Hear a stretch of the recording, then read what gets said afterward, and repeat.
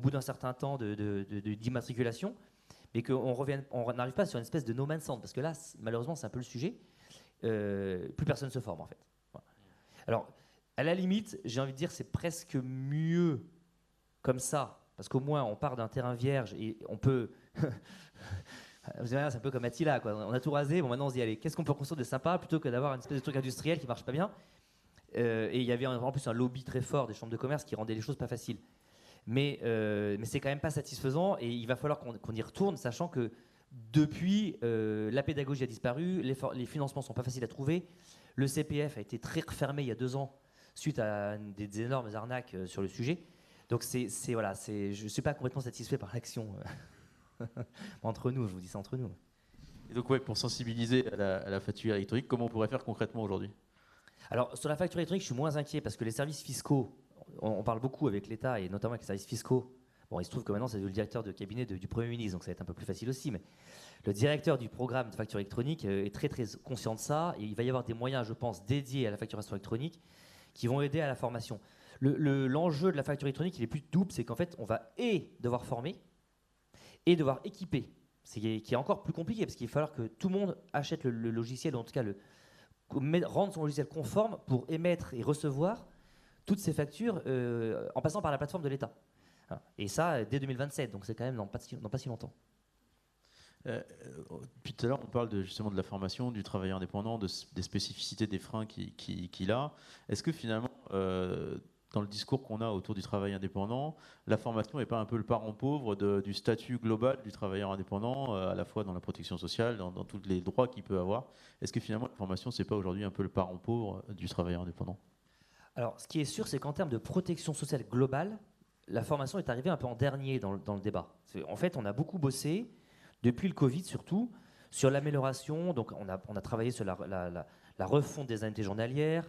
On a amélioré la protection chômage, même si pour moi c'est encore un dispositif, on en parlait tout à l'heure, un dispositif encore très faible, où il n'y a que 20 000 personnes qui en bénéficient chaque année. Mais on a quand même créé ça, donc il y a un pied dans la porte côté allocation chômage. On a amélioré aussi un certain nombre de choses sur la retraite, notamment le cumul emploi-retraite qui est désormais possible. On a un peu corrigé certains points de calcul des points, et notamment l'amélioration des professions libérales. Alors ça passe par une hausse de cotisation. On dit, la Fédé, vous êtes des cons, vous avez augmenté les cotisations de 5 points sur 3 ans. Je dis, oui, mais enfin, moi, dans 40 ans, vous me remercierez parce que vous aurez une retraite complémentaire. Et c'est pas rien, le delta est assez important. Mais c'est vrai que la formation, ça passe un peu à côté de tout. Peut-être parce qu'il n'y a pas d'opérateur central. Je ne suis pas non plus un pro de la centralisation générale. Je pense que ça serait plutôt une connerie. Mais en tout cas, il y a pas vraiment, personne ne se sent vraiment en charge de ça. C'est-à-dire que c'est un peu mélangé dans les ministères entre l'URSSAF qui fait son truc, le CPSTI qui porte quelques sujets, la DGT et la DGEFP. Il y a quelques sujets aussi à la santé. Voilà, c'est pas très coordonné. Donc en fait, c'est surtout, je pense, par manque de coordination que par volonté politique. Hein. Et puis de toute façon, le travailleur indépendant sera toujours en dessous, dans les radars, des grands dispositifs du salariat. Voilà.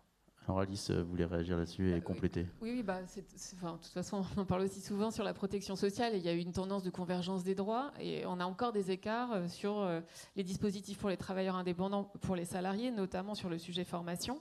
Je prends l'exemple du CPF où un salarié peu diplômé a une majoration de son compte CPF, ce qu'elle n'a pas un travailleur indépendant à même niveau de qualification. Après, je ne dis pas que ça va résoudre le sujet de la formation, mais c'est juste un élément de témoignage, voilà, d'encore la convergence de droits se fait, en tout cas de manière dans les textes, parce que voilà, pour le chômage c'est dans les textes, c'est pas encore effectif, mais en tout cas sur un certain nombre de droits, on voit bien qu'on est sur la convergence. La formation, on est quand même encore à côté, quoi. Olivier, ouais. Juste un petit point d'optimisme.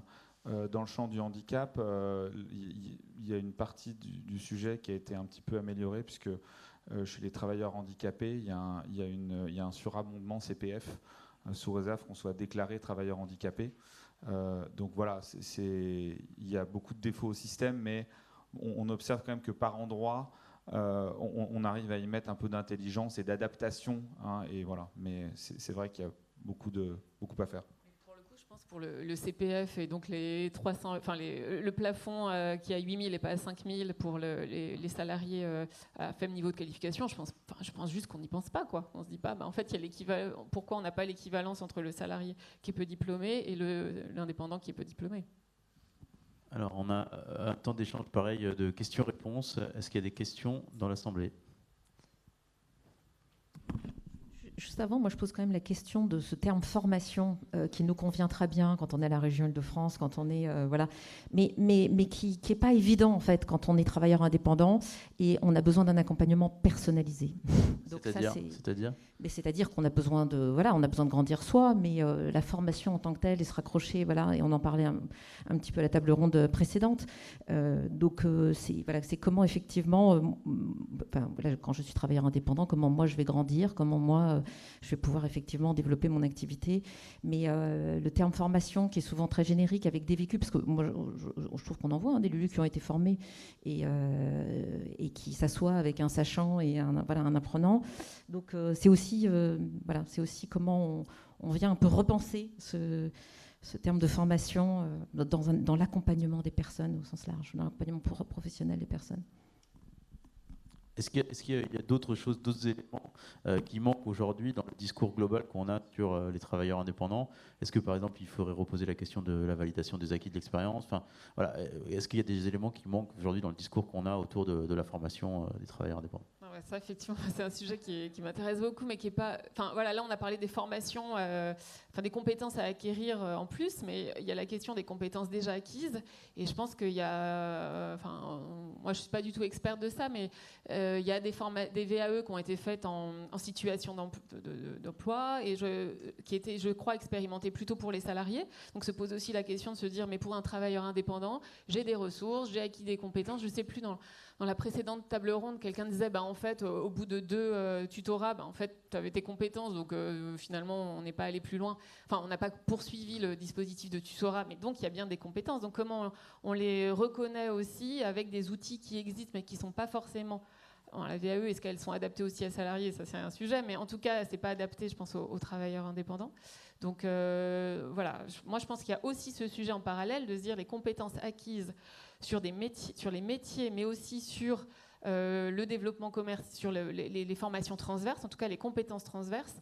Aujourd'hui, on a du mal à valoriser ces compétences pour les travailleurs indépendants. Olivier, je crois que tu voulais réagir. Ouais. Effectivement, dans le contexte de l'entreprise d'insertion par le travail indépendant, qui est un dispositif en fait qui vise à accompagner des personnes vers l'emploi durable ou vers une stabilisation professionnelle, en fait, l'enjeu est encore plus important parce que ce que nous demande l'État dans le cadre des EITI, c'est d'accompagner des gens vers l'emploi durable, entre guillemets, je mets des guillemets évidemment, et donc ça, concrètement, ça peut être accompagner des gens vers un retour vers le salariat. Et dans toutes les EITI qu'on a ici, il y en a un certain nombre, nous, c'est vraiment un enjeu qu'on regarde de près. Chez l'Inclusion, quand on a fait une enquête sur le sujet, on a demandé est-ce que le salariat pourrait constituer une alternative crédible au travail indépendant pour vous ? 45% de notre communauté a dit oui éventuellement ou oui tout à fait. Alors voilà, c'était un échantillon restreint, etc. Mais c'est quand même révélateur de quelque chose d'important qui est que pour certains travailleurs indépendants, le retour au salariat est un vrai enjeu.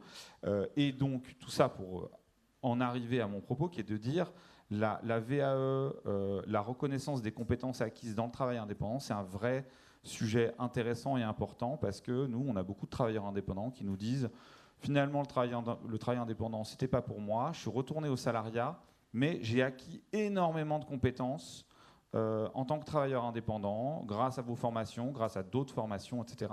Et donc voilà, c'est un sujet qu'il faut effectivement que l'on continue à instruire et la VAE est probablement un bon instrument. Alors il y a Alice et Grégoire après. Ouais. Parce que, alors nous, on a aussi beaucoup d'enquêtes. On vient de finir notre étude d'impact Global a dit, on a plutôt 80% de pérennité à 3 ans. C'est-à-dire que les personnes qui sont travailleurs indépendants, le reste, que ce soit de manière une activité principale ou une activité complémentaire. Et quand on leur pose la question, est-ce que vous préférez quoi, on a majoritairement et de manière très écrasante travailleurs indépendants, même si ça ne se posera pas, à mon avis, dans ces termes-là dans les prochaines années, puisqu'on voit la porosité entre le travailleur indépendant, enfin le salarié et le non-salarié, cumulativement, successivement, bref. Mais donc, pour revenir au sujet de la VAE, effectivement, il y a un sujet reconnaissance des compétences et transférabilité des compétences dans le salariat, mais ça vaut aussi pour leur travail de travailleurs non salariés, de pouvoir, en développement commercial, de pouvoir effectivement mettre en valeur des compétences acquises et rassurer un client, et aussi pour sa propre confiance en soi également. Voilà. Donc pour moi, la VAE, c'est pas uniquement dans une perspective d'emploi salarié, mais aussi pour son activité non salariale. Grégoire.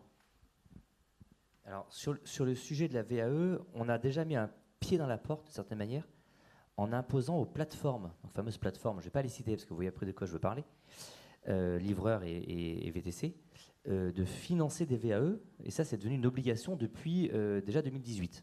Dans la fameuse loi, c'est la loi Pénicaud sur l'avenir professionnel. Alors, ça ne marche pas aujourd'hui, hein, voilà. Ça marche pas, mais il y a un dispositif légal qui leur impose de le faire. Elles ne le poussent pas parce qu'elles n'ont pas forcément intérêt à le faire, et en plus ça coûte assez cher. Mais je trouve que là encore, c'est pareil, on a pris le sujet, alors ça peut être un tort ou une force, hein, mais on a pris le sujet par le petit bout de la lorgnette. On a dit, on va commencer par ceux qui sont les plus finalement en difficulté, en situation délicate, et dans une situation même d'ailleurs d'indépendance toute relative, c'est ce que je veux dire. Et donc on s'est adressé d'abord à ces plateformes, mais en réalité, c'est pas comme ça qu'il faudrait faire. Il faudrait élargir largement le dispositif de la VAE à l'ensemble des travailleurs indépendants, regarder comment on peut le généraliser, faire en sorte que ça marche bien, faire des études d'impact. Et là, le problème, c'est que le truc est un peu morné.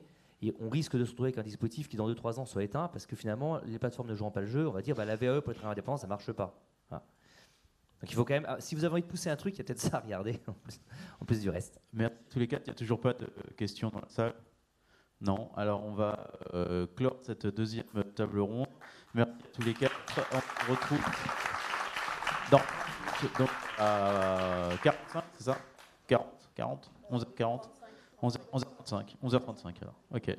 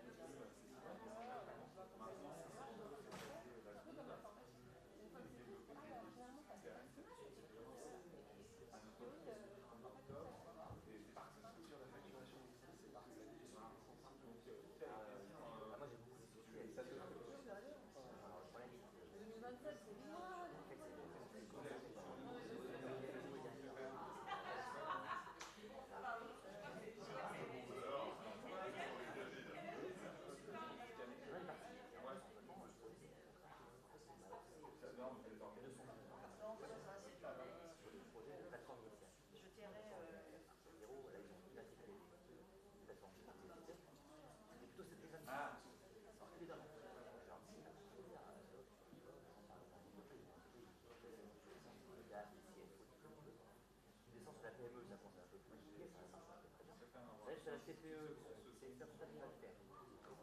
On est à peu près serein, ce sera pas le gérant, mais l'expert comptable un peu cher.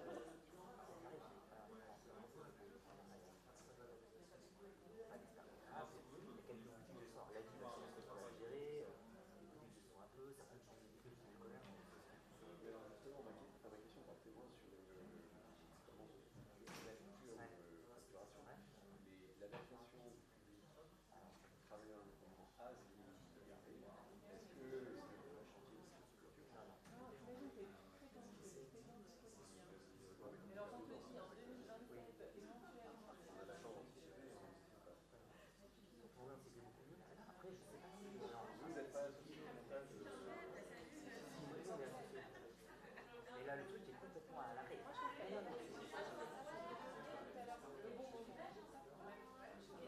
Oui. Porter ma casquette de la destination.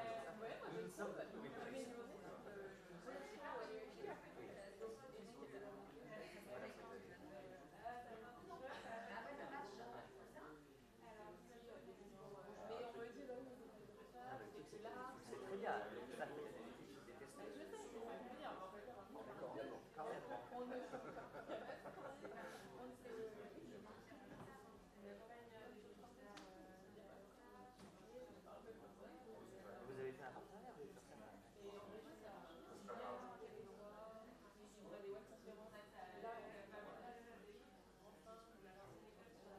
Vous avez fait un partenariat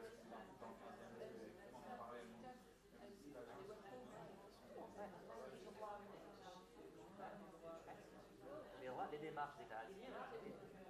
Et sur les 80% qui souhaitent rester mais il n'y a pas de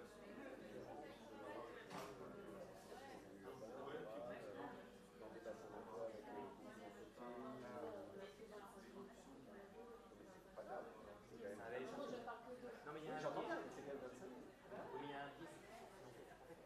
Le truc, c'est qu'à mon avis, les clients sont quand même, comme ils sont financés, ils sont très accompagnés, vraiment, ça va être de la préannée. Donc, ils sont pas le certain, mais ce que je veux dire, Oui, nous, on va bien. Nous, on a besoin de c'est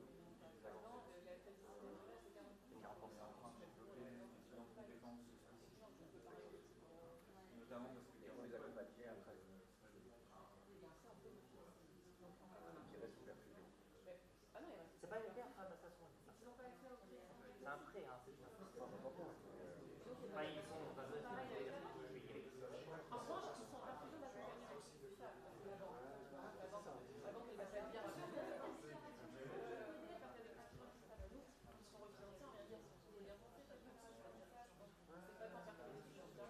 Non, mais faire fusionner sans accompagnement.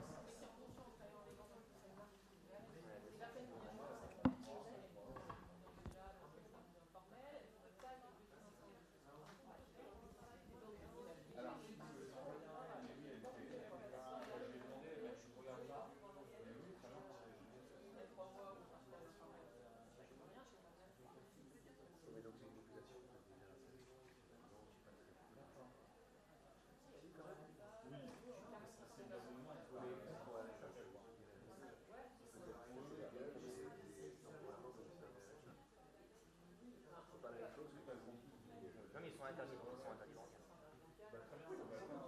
D'avoir un bagage. Non, mais c'est pas forcément le plus petit.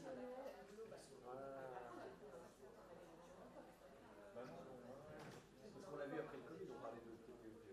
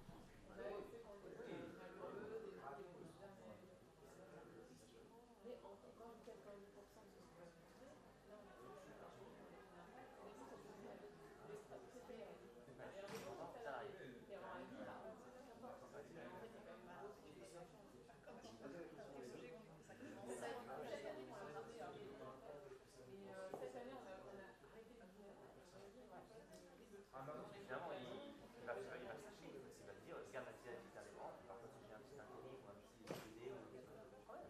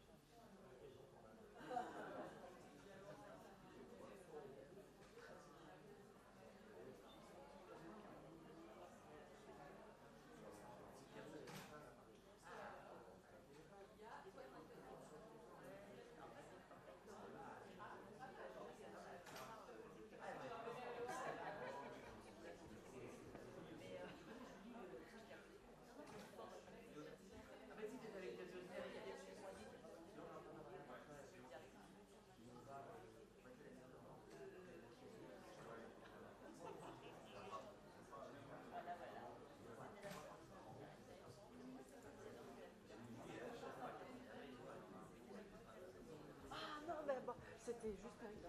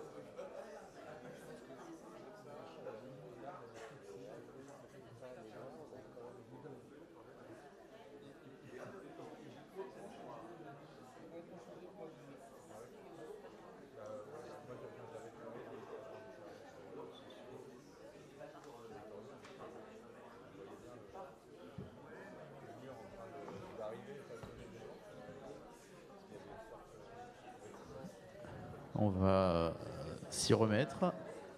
Installez-vous. Bah, vous pouvez, ouais, venez. Si vous voulez,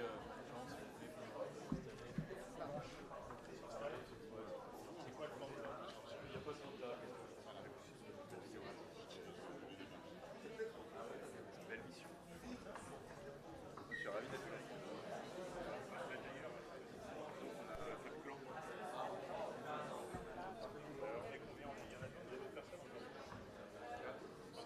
On est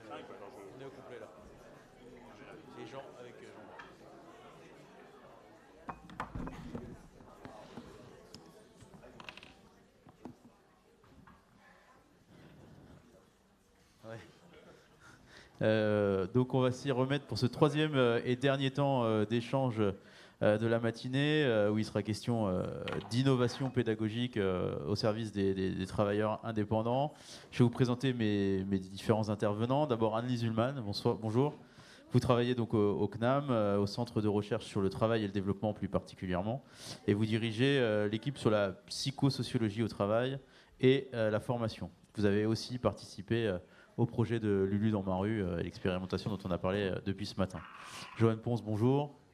Vous êtes consultant, vous êtes membre aussi du bureau de l'association France Apprenante, qui est dédiée à l'innovation dans la formation. Vous nous en direz quelques mots tout à l'heure quand vous aurez la parole. Jean Dédier, bonjour.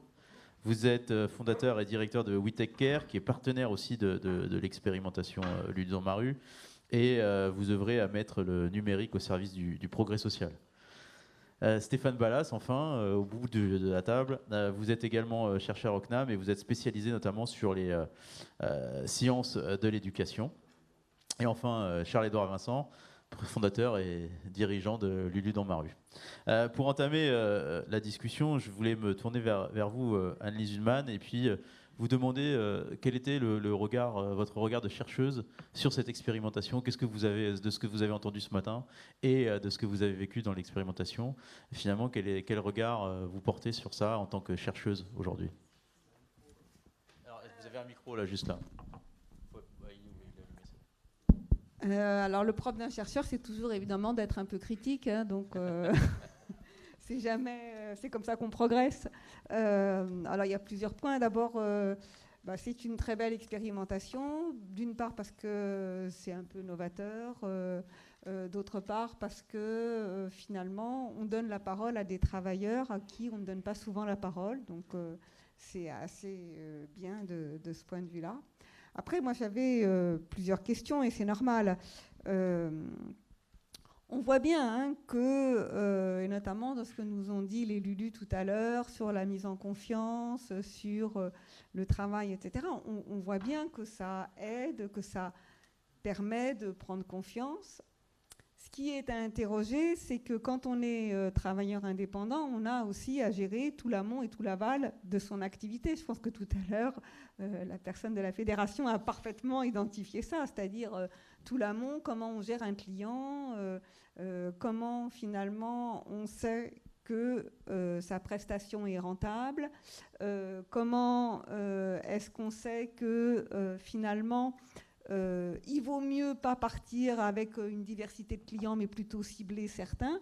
Donc il y a tout un travail amont qui est très important pour des travailleurs indépendants, y compris des Lulu, c'est-à-dire y compris quand un client appelle, savoir comment lui répondre, savoir ses attentes, etc. Donc il y a tout l'amont et tout l'aval de l'activité qui serait à développer.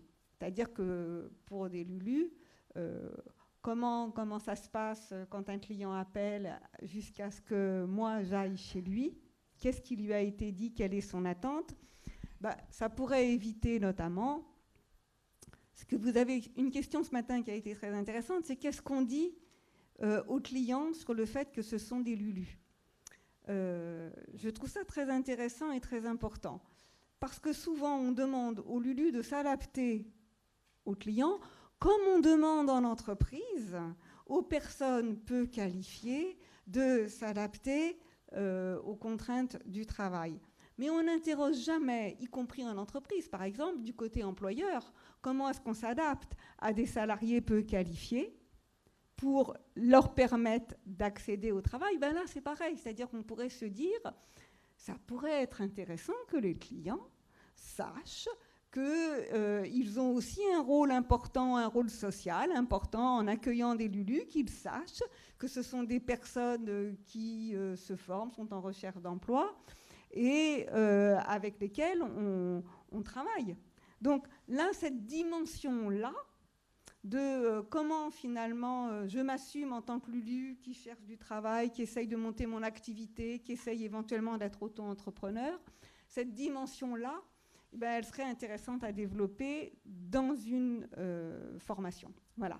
Ça, c'est un premier point que je trouve. Et un deuxième point qui a été souligné par la dernière table ronde de tout à l'heure, qui me paraît tout à fait central, comment la VAE dans l'accompagnement est mise en œuvre, parce que effectivement, les LULU qui viennent ont beaucoup de compétences. Voilà. Et donc, comment la VAE pourrait leur permettre assez vite de s'orienter vers d'autres parcours, formateurs, tuteurs, mais aussi encadrement d'équipes de ménage, enfin voilà, diverses. Hein, voilà. Et je voulais vous interroger aussi sur la question de la formation en situation de travail. En quoi ça permet de développer des compétences spécifiques et aussi une adaptabilité de chacun justement pour s'améliorer. Quels sont les mécanismes qui font que ça permet cela? Alors, c'est très important, c'est le point sur lequel vous allez me chercher sur un point important. Donc, se former dans le travail, alias se former sur le tas, ça forme autant que ça déforme. Hein. C'est-à-dire que j'apprends des trucs à faire, mais je peux aussi apprendre des erreurs, hein, en disant ça va plus vite, mais c'est pas grave, ça va plus vite. Donc, qu'est-ce qui fait que la formation en situation de travail est formative? C'est la possibilité de prendre un temps pour réfléchir à ce qu'on a fait. Autrement dit, c'est la capacité à revenir sur sa propre action pour se dire que là, on a été très vite, c'est vrai, c'est bien, c'est pratique, mais en fait, on a pris des sacrés risques, par exemple. Donc, ce qui est formateur, c'est, et ça serait vraiment à développer, c'est de penser que l'activité indépendante n'est pas une activité solitaire. Et donc, tout le travail de pair, tout le partage des expériences, de comment est-ce qu'on a fait, etc. Par exemple, tout à l'heure, la situation qu'a évoquée une jeune femme ici sur je suis partie quand il y avait un chien. Oui. Salia qui disait qu'elle avait peur du chien et qu'elle n'a pas pu rester. Je suis partie comme il y avait un chien.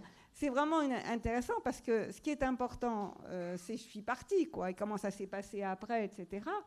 Et donc, ça peut être échangé, discuté avec des collègues. Comment tu fais, toi? T'as pas peur, mais moi, quand j'ai peur, etc. Et donc, on va dire que le travail a posteriori pour réfléchir comment on s'y est pris, comment est-ce qu'on pourrait s'y prendre autrement, comment est-ce que moi, je repère qu'avec certains clients, j'y arrive pas, avec d'autres, c'est mieux. Enfin, voilà. Donc ce travail d'analyse a posteriori qui suppose une organisation. C'est-à-dire, ça suppose d'avoir des temps où des LULU se retrouvent et discutent de ce qu'ils ont fait. Alors ces temps, ils peuvent être organisés en présence, en distance, de manière... voilà, on peut penser aussi, ces temps. Mais c'est ça qui fait que la formation en situation de travail est formative et relève d'une véritable action de formation.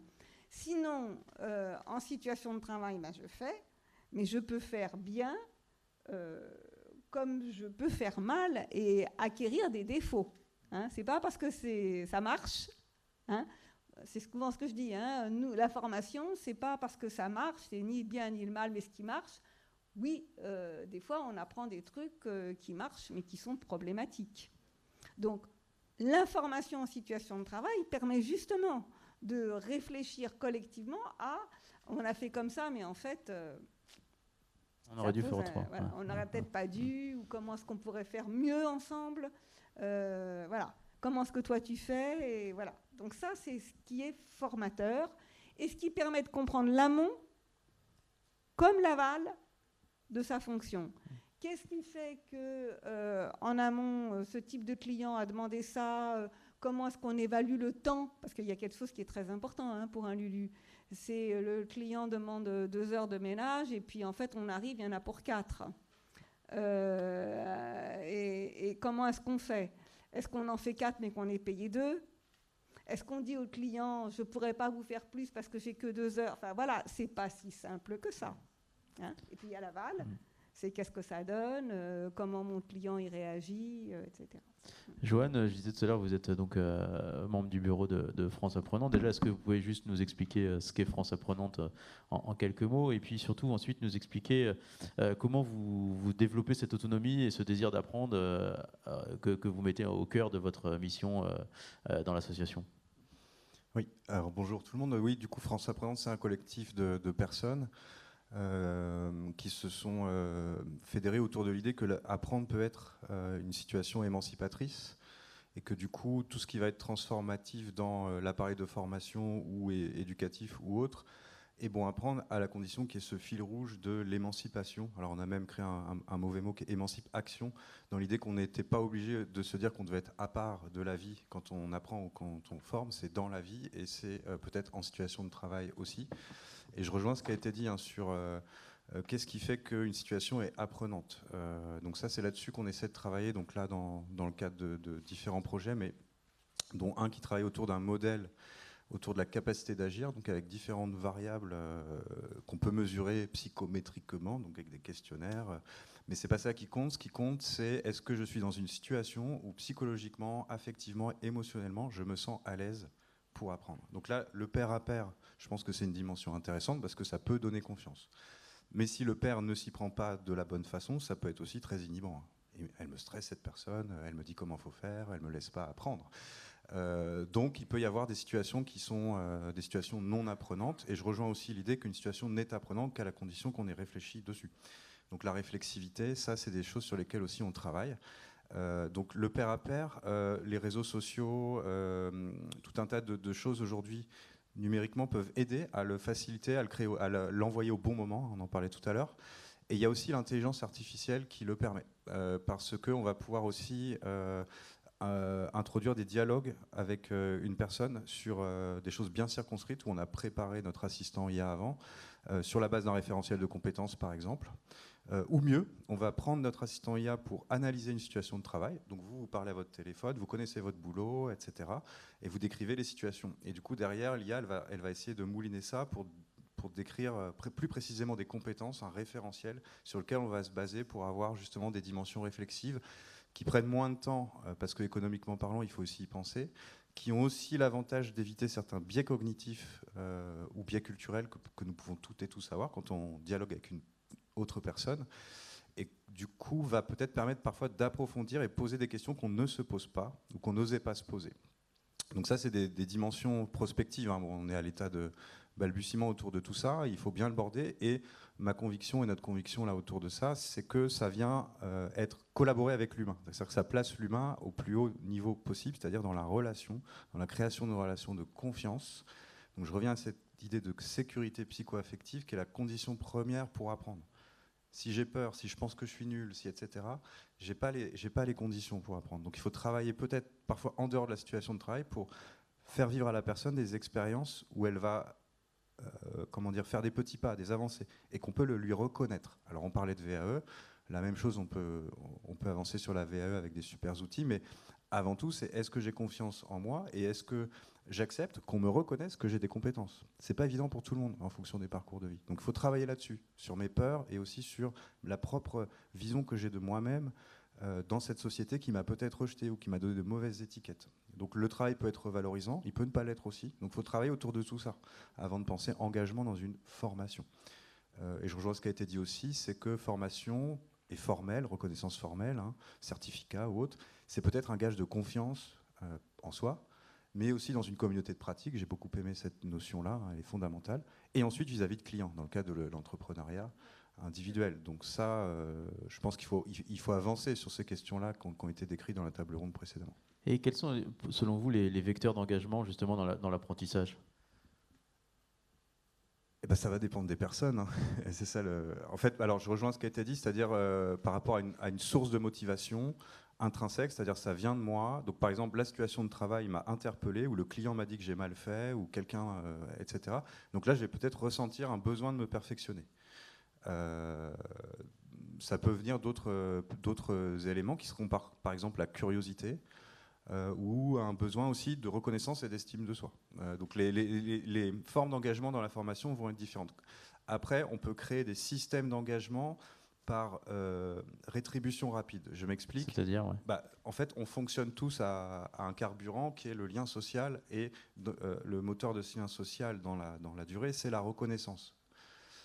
Donc à partir du moment où on crée des systèmes de reconnaissance rapide, on va pouvoir engager la personne sur l'idée que waouh, j'y arrive, je progresse. Et donc j'ai des retours effectifs sur ma progression, et en plus on me reconnaît que j'ai gagné des points, ou que enfin peu importe. Donc là j'ai travaillé sur des expérimentations avec des badges de reconnaissance ouvertes, numériques, qui sont des outils très intéressants. Mais il y a plein d'autres façons, notamment les jeux vidéo, ils sont géniaux pour nous mettre addicts. On avance dans les niveaux, c'est super, c'est pas fastidieux. Donc il faut réfléchir à ces manières de faire. Et puis comme on l'a dit, on a affaire à des adultes, donc il ne faut pas non plus créer tout est un jeu, etc. Faut faire attention avec le ludique, mais il y a quand même des choses à aller chercher dans l'expérientiel, qui ne sont pas que en situation de travail, mais qui ont des retours rapides sur ma progression et la prise de conscience que je suis en train de progresser. Ça, c'est très important. Alors Jean, je le disais, vous êtes dirigeant de We Take Care. Déjà, est-ce que vous pouvez nous expliquer exactement en quoi ça consiste, We Take Care? Et puis après, j'avais une interrogation qui est venue là en entendant la discussion. C'est aussi cette question de savoir si finalement il n'y avait pas une réticence chez les travailleurs indépendants d'aller vers le digital, d'aller vers le numérique, d'aller voir même vers l'intelligence artificielle. Est-ce qu'il n'y a pas encore une réticence supplémentaire du fait d'être un travailleur indépendant en situation de fragilité? Bonjour, donc très rapidement, We Take Care, c'est une organisation en format associatif, non-profit, qui vise à faire du numérique un objet de progrès social sur 2 dimensions essentielles. La première, c'est effectivement développer l'autonomie numérique de tous les gens qui en expriment le besoin, ou qui en ont besoin d'ailleurs. Et puis, c'est utiliser le numérique pour accroître les capacités d'accompagnement social. Donc ça prend effet, si je prends... le sujet de l'autonomie numérique, ça peut être à l'échelle macro, c'est aider un territoire à développer des stratégies, des moyens pour pouvoir capter un public et le former durablement. Et puis ça peut être aussi à l'échelle d'organisation, d'ailleurs c'est ce qu'on a fait avec l'élu. Oui, dans le cadre du partenariat, c'est de trouver les moyens, effectivement, d'avoir, oui c'est ça, de développer les capacités individuelles au travers de formations qui soient les plus simples et les mieux intégrées dans un processus global de formation. Voilà. Ensuite, concernant le numérique, oui, il y a un frein, et ce frein, il a été très visible à l'aune de la dématérialisation très rapide, on va dire, des services publics. Voilà, et par un vecteur qui était un vecteur d'économie, voilà, ce qui fait que dans le fond, ça nous est tombé dessus très rapidement, sans information préalable, sans formation préalable, et avec des gains, parce que souvent c'est du 1 pour 1. C'est-à-dire, en gros, ce qu'on pouvait faire quelque part, on était contraint de le faire en ligne avec une information très moyenne. Puis tout ça a été assez vite. Le problème du numérique, c'est que c'est une interface pour tout le monde. Et ça traite assez mal, de prime abord, les cas particuliers. Bref, ça a généré un vent un peu de panique, hein, il faut le dire, hein, y compris d'ailleurs chez les opérateurs sociaux qui dématérialisaient, qui ont vu un effet inversé, c'est-à-dire qu'on a créé ces canaux numériques très souvent pour décharger les lieux physiques. Et en fait, ça a généré une perte de confiance qui fait qu'au contraire, les gens se sont rués dans les guichets et ça posait un certain nombre de problèmes.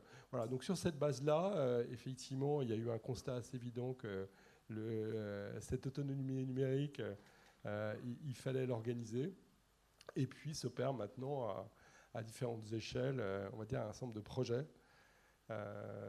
qui visent de manière personnalisée, sur des principes de pédagogie comme ils ont été exprimés, de trouver les moyens de former les gens de manière la plus efficace. Et par rapport au recul que vous avez sur toutes ces questions-là, est-ce que vous avez finalement une liste de bonnes pratiques à mettre en place quand on veut développer justement des formations numériques, digitales et ainsi de suite, et au contraire de mauvaises pratiques aussi? Non, mais je pense qu'il y a déjà pas mal de choses qui ont été dites, hein. Le sujet, c'est qu'il faut trouver les moyens de motiver les personnes. Les personnes n'ont pas tous les mêmes motivations. Je ne vais pas reprendre le propos qui a été tenu. Donc voilà. Donc déjà, c'est de savoir engager les gens dans un parcours. Voilà. Ensuite, c'est le relier au quotidien. Très souvent, on est dans les mondes qui cherchent à cadrer. Voilà, il y a des référentiels, etc. Enfin, tout ça ça vient d'un monde estudiantin, d'un monde de la formation, alors qu'on est sur un sujet du quotidien. Et c'est peut-être ça le sujet principal qu'il faut prendre en compte. en fait, on n'est pas tant sur un apprentissage on va dire académique, on est sur des usages du quotidien. C'est comment je remplis ma feuille d'impôt, comment j'optimise ma mobilité, comment j'achète pas cher, comment je dialogue avec ma banque, etc. Donc le sujet, c'est de coller ça aux 300 degrés de la vie et de mettre en évidence les gains simples qu'une personne peut avoir en ayant une autonomie sur tel ou tel service en ligne. Je vais un petit peu parler tout à l'heure de la question de l'intelligence artificielle. Merci. Comment vous l'utilisez? Est-ce que vous l'utilisez chez WeTaker, l'intelligence artificielle, et quand vous vous projetez avec l'expérience que vous avez, est-ce que vous vous dites que c'est vraiment un outil que vous pourrez utiliser pour à la fois motiver les gens, mais aussi surtout les former? Non, mais d'une manière, on parle beaucoup d'intelligence artificielle, mais en gros, d'une manière générale, le digital va rendre d'immenses services au monde social. J'aurais pas dit ça il y a quelques années. Je pensais même le contraire. Je crois même que j'ai dit que le monde social serait le dernier monde percuté par l'innovation technologique. Aujourd'hui, je pense pas le contraire, parce qu'il ne faut pas être trop radical dans ses positions, mais j'ai une position assez différente. Tout simplement parce que toute la technologie numérique développe des modalités d'assistance. Alors malheureusement, c'est que ça sert très souvent à de l'assistance à des traders, à des contrôleurs de gestion, à des logisticiens. Mais ce serait quand même une bonne idée que l'ensemble des capacités, on parlait de communautés, on peut gérer des communautés en ligne, il y a des outils incroyables, on peut faire de la détection, de la qualification, alors évidemment ça permet d'héberger, de partager des outils pédagogiques, enfin il y a 1 million de choses qui sont possibles, voilà, et l'IA est la couche supplémentaire, mais avant de passer à l'IA, il y a déjà des choses de base qui permettent de piloter un programme, gérer des échanges, mettre en ligne un certain nombre de choses. Voilà, donc c'est tout l'objet de WeTaker et le travail qu'on a tous ensemble, c'est-à-dire comment on trouve les moyens finalement pour armer un monde de l'accompagnement, voilà, sur des technologies qui demandent de la compétence, de l'argent et qui trouvent souvent leur économie ou leur intérêt économique dans des déploiements à grande échelle. Ce qui n'est absolument pas le monde social, qui est plutôt éclaté avec peu de moyens, peu de compétences. Stéphane Ballas, donc, je vous le disais tout à l'heure, vous êtes aussi chercheur au CNAM. On a parlé de digital, de formation, de compétences. Déjà, vous, quel est votre regard sur cette notion de compétences en tant que chercheur? Ok, j'ai 3 heures, au moins. Bonjour à tous et à tous, bien sûr. Je vais commencer en disant qu'il y a quelque chose qui va faire écho avec ce qu'a dit Xavier Marchand en ouverture de cette matinée. Moi, je m'intéresse beaucoup à la question du travail et je considère, quand je réfléchis bien, que travailler, c'est faire ce qu'on ne sait pas faire. Tout simplement parce que à chaque fois qu'on travaille, on rencontre des situations qui sont nouvelles, qui sont inédites. À chaque fois, c'est nouveau derrière la porte. Donc, on ne peut pas imaginer former les gens à affronter ces situations qui sont toujours nouvelles en leur faisant répéter des situations passées. Bien sûr que c'est nécessaire de s'exercer, comme un sportif qui répète des gammes. Bien sûr, on fait des katas en judo, etc. Bien sûr que c'est nécessaire. Mais en même temps, il y a quelque chose d'autre qui, de mon point de vue, représente ce que devrait être la signification de la notion de compétence. C'est-à-dire la compétence, c'est être capable justement d'affronter des situations qu'on n'a pas pu vivre déjà, dont on n'a pas encore eu l'expérience totalement. Et donc être compétent, c'est être capable de trouver des solutions pour d'abord comprendre ce qui nous arrive, c'est-à-dire, on va lire dans un autre jargon, lire la situation, comprendre ce qui est important, ce qui n'est pas important dans la situation, repérer que le chien, il est agressif ou pas agressif, repérer que j'ai un risque de me faire mordre ou pas, etc., etc. Mais aussi de trouver des réponses à chaque fois légèrement ajustées à ce qui est inédit de la situation. Voilà. Alors, tout ce petit discours pour vous dire que c'est ça qui me passionne dans la vie. C'est pour ça que j'aime faire le boulot que je fais, c'est-à-dire essayer de former des gens qui vont former des gens à travailler. Et donc, pour reprendre les exemples qu'on a vus ce matin, c'était extrêmement intéressant de voir que le fait d'être en situation de travail, ce n'est pas tellement le fait de la séparation entre formation en classe ou formation de terrain ou formation théorique, formation pratique. Ça, moi, je crois que ça, c'est des... Comment dire ? C'est des anciennes lubies, quoi. Mais c'est bon. Débarrassons-nous de ces schémas qui sont complètement inutiles, qui nous encombrent, qui nous empêchent de penser vraiment les choses. Ce qui est important, c'est comment, à un moment donné, on introduit dans la situation de formation la complexité du travail. Et qu'on ne se dit pas, le travail, c'est ce qui est marqué dans le référentiel. Le travail, c'est ce que va me dire que l'IA va me dire ce que c'est. Parce que je suis absolument bluffé par ce que fait l'IA, mais l'IA ne pourra jamais faire de l'analyse du travail si on considère que le travail, c'est justement quelque chose de suffisamment complexe pour ne jamais pouvoir s'enfermer totalement dans une description. Voilà. Donc on peut, avec l'IA, sans doute, produire des référentiels de comportement jugés acceptables majoritairement, etc. Mais on ne peut sûrement pas faire des référentiels de compétences tels que je l'entends, c'est-à-dire des référentiels qui apportent la preuve ou des traces de ce que devrait être l'intelligence des humains quand ils travaillent. Voilà.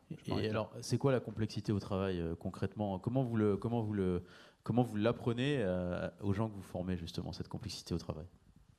Bah, d'abord, c'est compliqué, hein, voilà. Donc ça demande du temps. Hein, donc quand j'entends, on va former les gens, on va leur mettre une plateforme et en 2 heures le premier est réglé, je crois que non, c'est pas vrai. C'est une escroquerie. En revanche, je crois qu'effectivement, ce que j'ai entendu tout à l'heure, qui m'a particulièrement intéressé, c'est cette histoire de travail entre pairs. Alors ça ne veut pas dire que c'est magique, hein, parce que le entre pairs nécessite qu'il y ait un pair qui soit un peu boutiqué pour pouvoir tenir cette position, qui est une position très compliquée. Mais en tout cas, c'est l'idée de déconstruire la logique de la formation telle qu'on l'a tous en tête, parce qu'on est tous le produit de l'école française ou européenne, voilà, qui est une école qui a un modèle qui est la forme scolaire, avec un sachant qui vient déverser des savoirs à des gens qui ne les ont pas. Ça, cette forme scolaire, elle est à bannir en formation des adultes. Et le mot formation, même s'il a été construit un peu en rupture avec ce modèle-là, malgré tout, il véhicule, en particulier pour les gens qui ont un parcours scolaire antécédent un peu compliqué, c'est se former. Je vais encore aller apprendre des trucs et il va falloir que je m'achète un cahier, quoi. Alors ça, effectivement, je pense que les adultes, ils n'en veulent plus. Ils en veulent de moins en moins. Peut-être qu'il y a un problème générationnel, mais pas seulement, quoi. Je crois que vraiment, les gens, ils n'en peuvent plus, quoi. En revanche, ce qu'ils veulent, c'est qu'on vienne travailler avec eux sur des complexités qui sont les leurs, qu'on vienne partager entre collègues ce qu'a dit Anne-Lise, hein, des façons de faire face à des choses qui ne sont pas prévisibles, etc., etc. Donc on doit vraiment faire feu de tout bois pour, encore une fois, ramener la situation de travail dans la formation et puis construire du collectif autour de ça, quoi. Vous êtes tous d'accord avec ça, avec cette idée de déconstruire finalement l'image d'Épinal qu'on a de la formation ? Peut-être Anne-Lise et Joanne ensuite. Disons que c'est une image un peu forte, volontaire. Il y a l'idée quand même, finalement, il y a 2 mouvements dans la formation. Il y a soit ça descend et on fait l'hypothèse que quand on a donné le savoir, c'est ce qu'on appelle la réception aléatoire, c'est la tête pleine de l'enseignant vers la tête vide de l'apprenant. Et donc, le savoir se répand dans les têtes, se remplit, et donc se remplissant, il agit pertinemment. Soit on va être dans un processus un peu différent en disant mais il y a du savoir dans les 2 têtes, hein, il y a du savoir dans la tête de l'apprenant, il y a du savoir dans la tête du formateur. Et c'est la confrontation, l'échange, le travail sur ces savoirs différents. Il est sûr que y a des choses que les apprenants ne vont pas inventer. De temps en temps, je dis ça à mes étudiants, on n'invente pas l'eau tiède, ça ne sert à rien. On essaye de réfléchir à partir de ça. Donc, il y a des choses qu'il faut apprendre. La composition, effectivement, d'un certain nombre de produits chimiques qui peuvent être dangereux pour le corps, etc. Oui. Mais en même temps, l'apprenant, il a aussi des choses à vous apprendre sur, oui, mais enfin, quand on utilise là ce produit, ça ne va pas du tout non plus. Donc, justement, comment est-ce qu'on confronte, on construit ? Et là où je rejoins Stéphane, c'est qu'il n'y a pas de solution qui émergerait miracle. Mais il y a toujours, en fait, et c'est l'intérêt du travail, hein, d'être toujours remis sur le métier collectivement.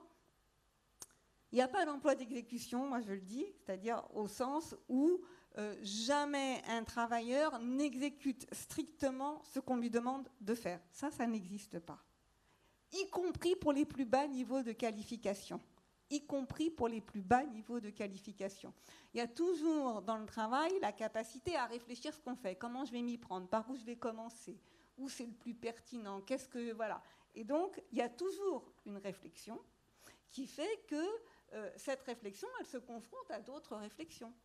Quand moi, je manage le ménage, je n'ai pas le même point de vue que la personne qui fait le ménage. Il n'est pas dit que j'ai raison, il n'est pas dit qu'elle ait raison. Mais en tous les cas, à toutes les deux, on peut voir comment on peut faire. C'est ça. Joanne, sur ce point, sur la déconstruction de cette image d'Épinal qu'on a de la formation. Oui, après, il y a aussi la déconstruction de l'image qu'on a du travail. Derrière ça, On fera un autre colloque peut-être pour ça.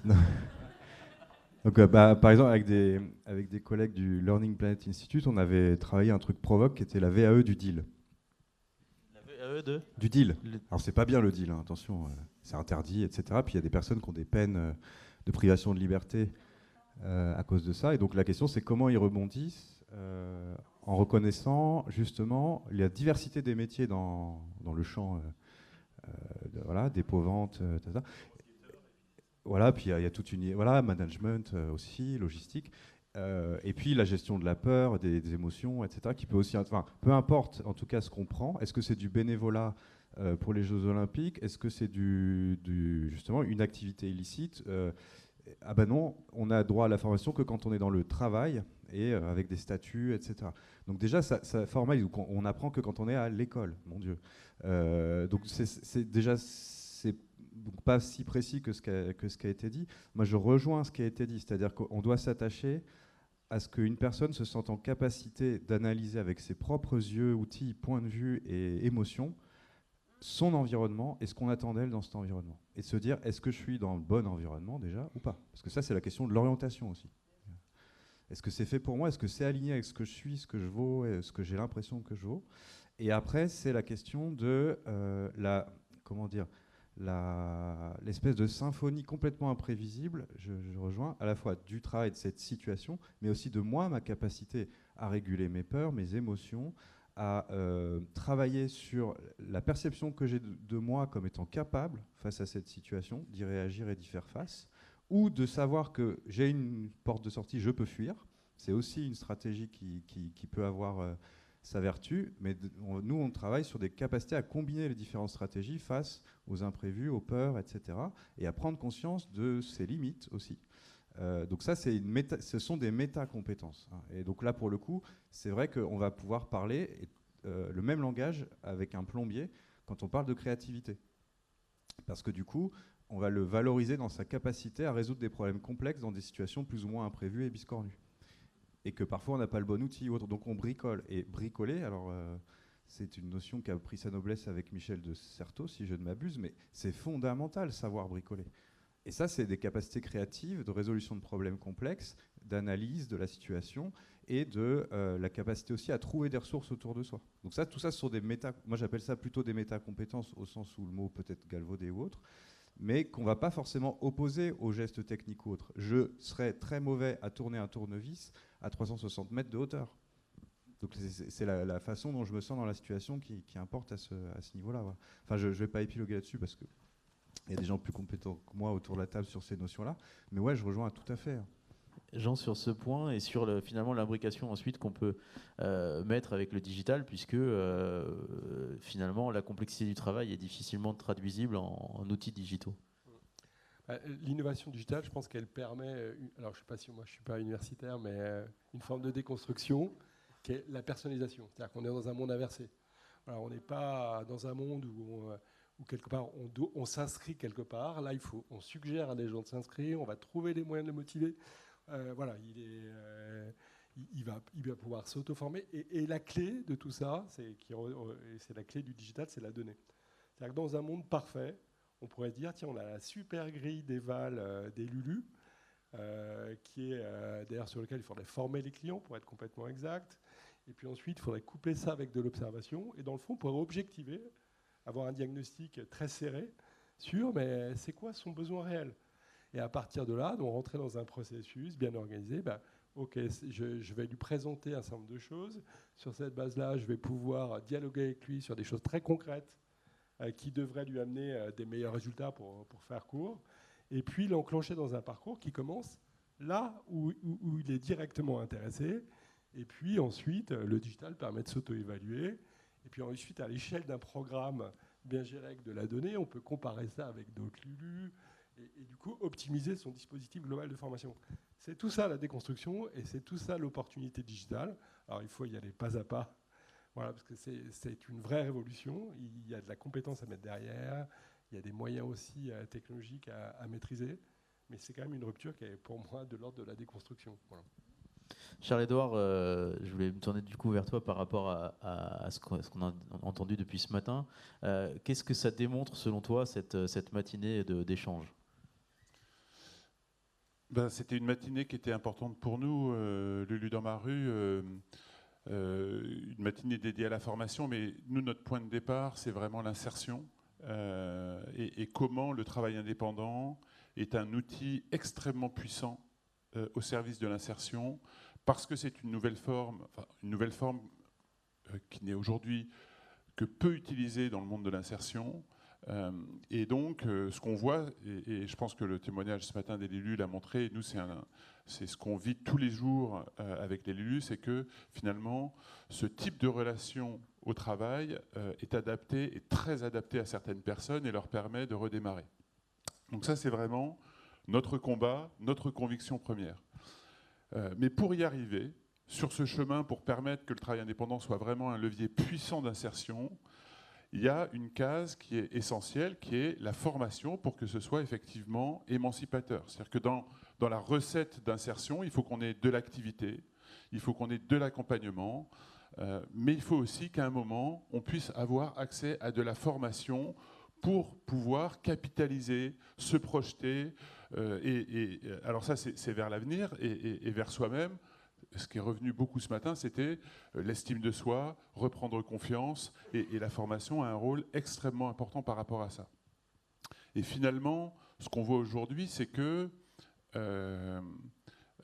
même s'il y a de plus en plus de travailleurs indépendants, et ce phénomène a été accéléré depuis la crise du Covid, voilà, aujourd'hui c'est une vraie tendance de fond de société. Les politiques publiques de formation pour les travailleurs indépendants, notamment peu qualifiés, c'est un véritable angle mort. Il n'y a rien. Et d'ailleurs, il n'y a rien. Si, il existe des dispositifs, mais qui sont complexes, qui ne sont pas adaptés.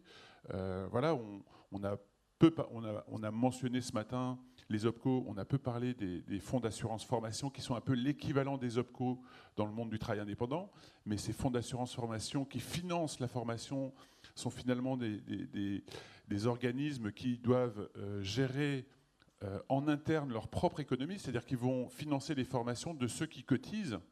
Il est évident que dès qu'on va parler de travailleurs indépendants peu qualifiés, qui sont sur des métiers qui dégagent très peu de marge, les cotisations, elles vont être faibles. Donc, la question de comment, moi, fonds d'assurance formation, j'arrive à équilibrer mon modèle quand ceux qui cotisent pas beaucoup parce que, grosso modo, ils gagnent pas beaucoup.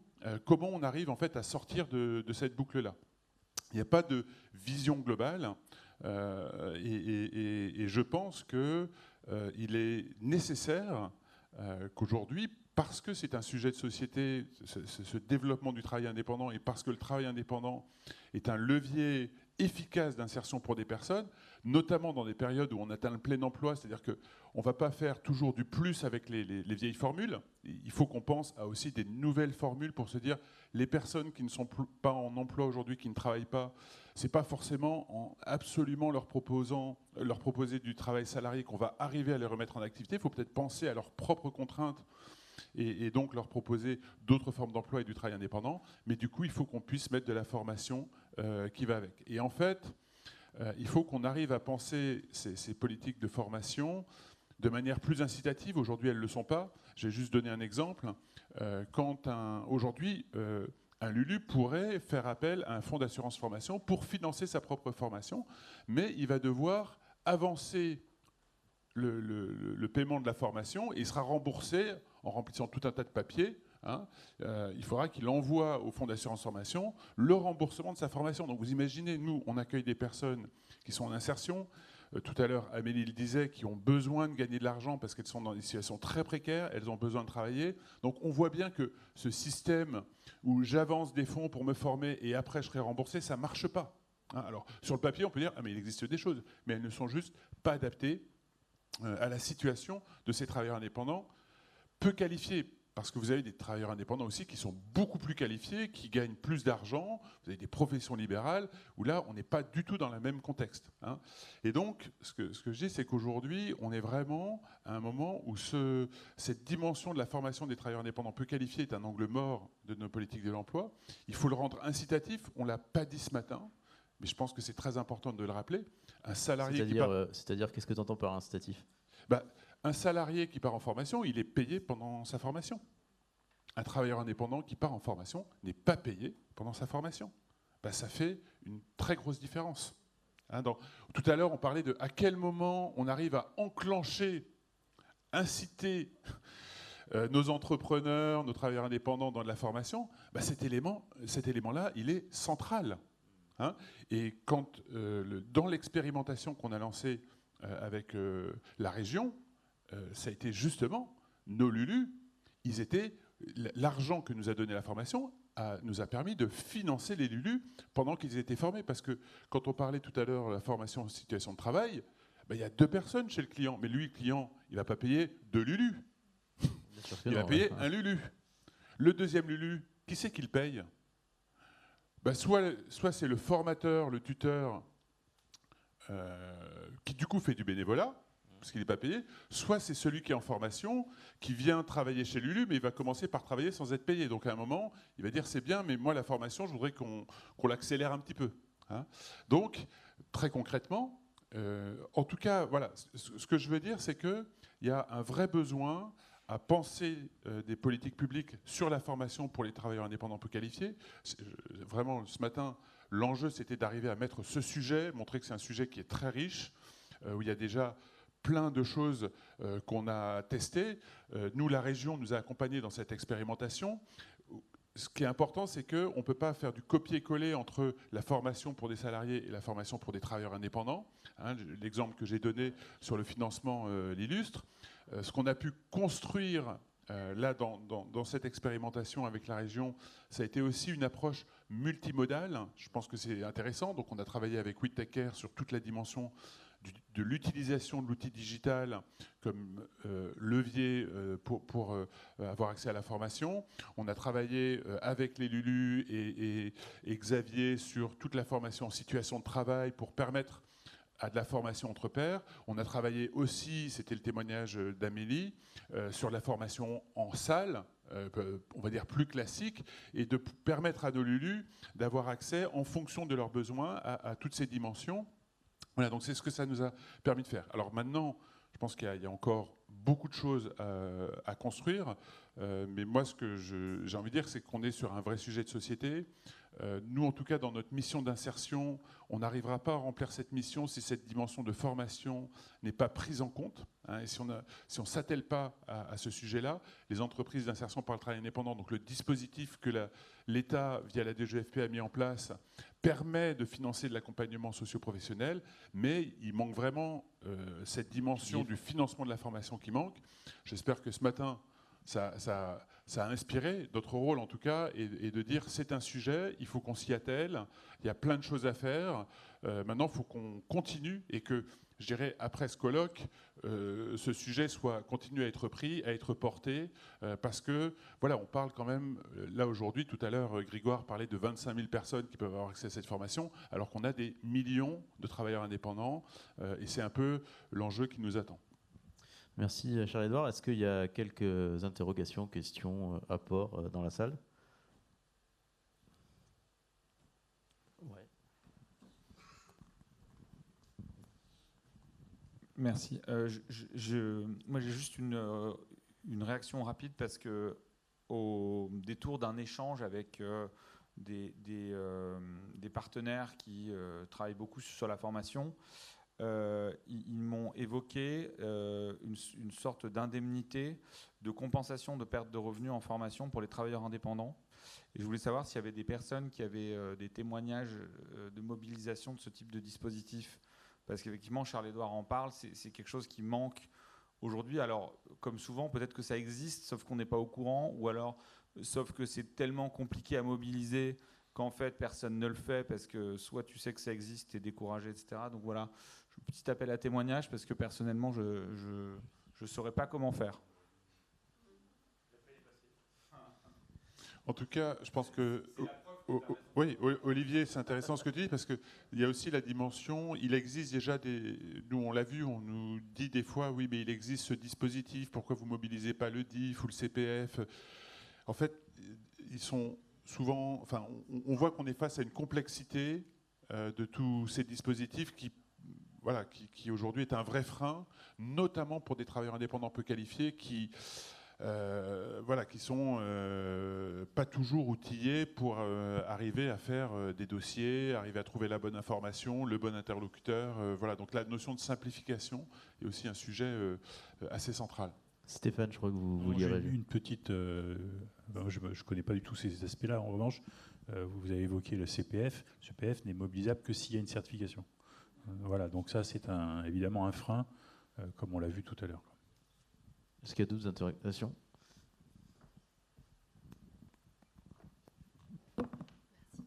Bonjour, je représente des EITI aussi. Je fais partie du collectif avec Lulu dans ma rue et des autres EITI qui sont intervenus.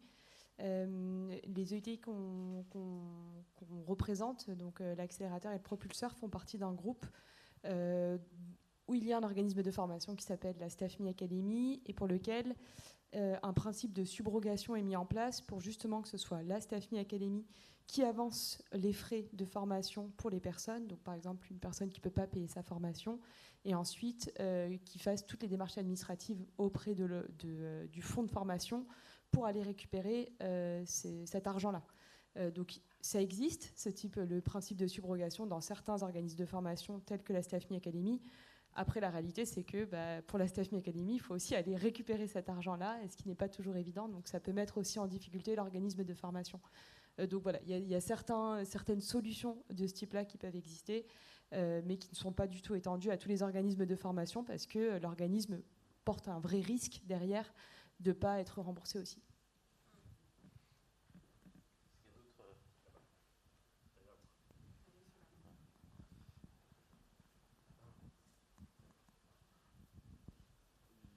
Merci. Pareil, donc moi aussi, Sohrab Mohamed, je suis le président de l'Agence pour l'égalité entrepreneuriale et on participe aussi du collectif EITI. Et effectivement, cette question du financement de la formation professionnelle pour les travailleurs indépendants est assez complexe. Et nous, alors c'est un peu un témoignage, hein, on utilise effectivement des fonds de formation, le FAFCA, mais là, sur le prolongement de ce qu'au dit Norma, on a ce gros souci où effectivement on ne peut pas faire de subrogation, on est avec des travailleurs indépendants en situation généralement de précarité sociale et économique et qui n'ont pas les moyens d'avancer ces fonds au début. Et donc du coup la question qu'on peut se poser, c'est comment généraliser une approche en termes de subrogation pour permettre effectivement à ce que les formations puissent être prises en charge. Et ça, c'est la première chose. Et puis effectivement, permettre à ce que l'accès à un certain nombre de formations puisse se faire. Est-ce que vous avez une réaction à ça ou pas du tout? Non, je pense qu'on a travaillé sur cette question très technique de la subrogation. Nous, on s'est un peu cassé les dents dans nos échanges. Je pense qu'il y a besoin de porter une vision, et c'est notre travail ce matin, d'arriver à faire prendre conscience que ce sujet, il n'est pas annexe ou secondaire. Il faut qu'il soit porté. Il faut qu'on invite l'ensemble des acteurs autour de la table et que en plus c'est des choses qui sont pas très compliquées à mettre en œuvre, franchement. Hein. Donc maintenant, je pense qu'il faut un petit peu de volonté politique derrière. Et pour l'instant, je pense que notre travail de sensibilisation, de plaidoyer, c'est pour ça qu'on le fait. C'est inciter demain notre puissance politique à se dire ce sujet-là, avançons. On est sur un sujet de société important. Eh bien, merci à tous pour vos interventions, vos apports. On retiendra quand même qu'il y a une nécessité de penser une politique publique parce que justement, il y a un vivier d'initiatives et de créativité dans les travailleurs indépendants, chez les travailleurs indépendants et tous les acteurs qui travaillent dans ce secteur. Donc, j'espère que les élus entendront ce message. Merci à tous et à très bientôt. Merci.